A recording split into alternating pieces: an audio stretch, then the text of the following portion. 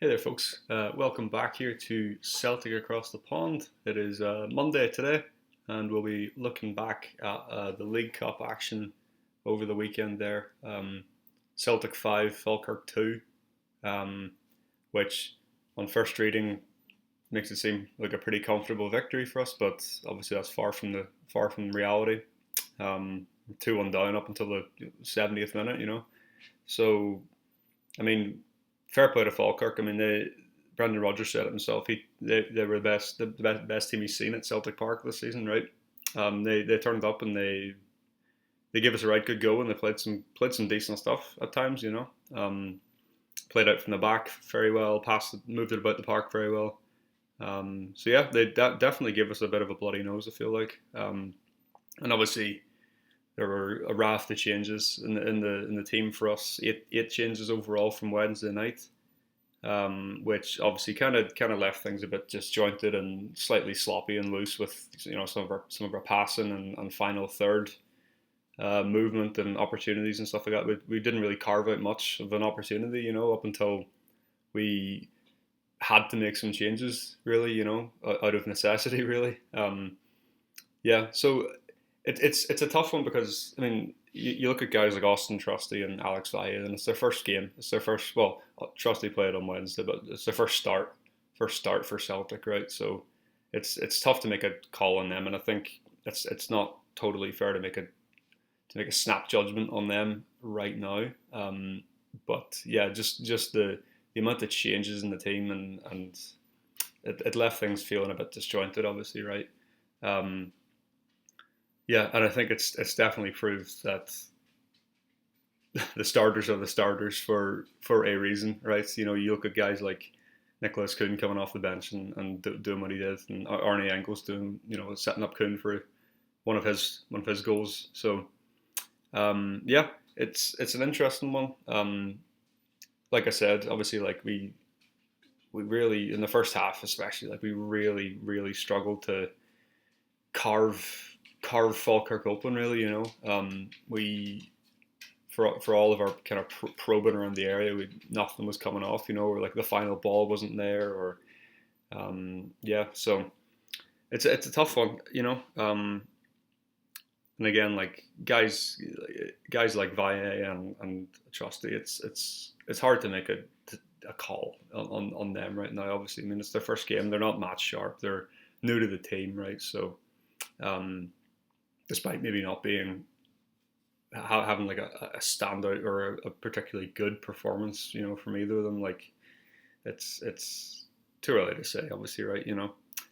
But like I think it does highlight some areas that we need a bit of improvement in come January. I think we really could do with another winger out there. I mean, I think Palma's race is close to being run at Celtic here, unfortunately.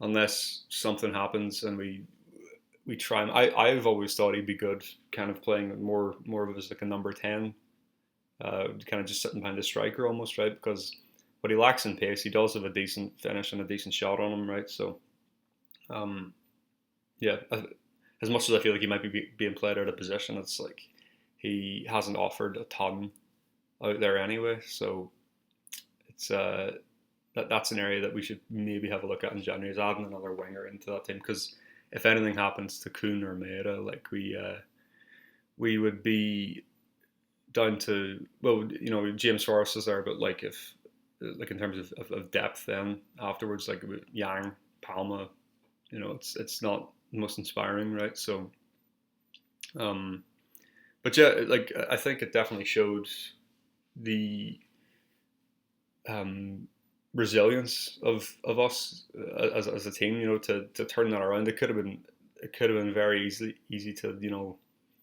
let frustration get the better of you in that situation. Being 2-1 down at home to championship opposition, with all due respect, like in the midway through the second half, and get frustrated, right? But they stuck at it, right? And the changes did help, and we we never stopped, as Ange would say. Um, so yeah, it's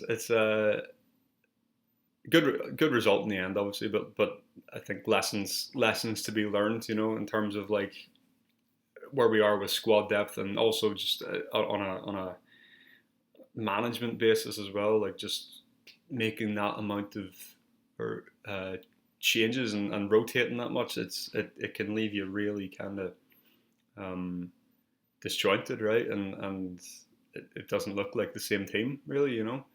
Um, so yeah, I think in due course it'll be valuable. It'll be valuable, a valuable game to look back on, and to assess people and kind of learn about just man management and tactical management and stuff like that. Obviously, right? So yep, semi-finals booked. Back to Hampden we go. Aberdeen will take on Aberdeen, who that'll be a.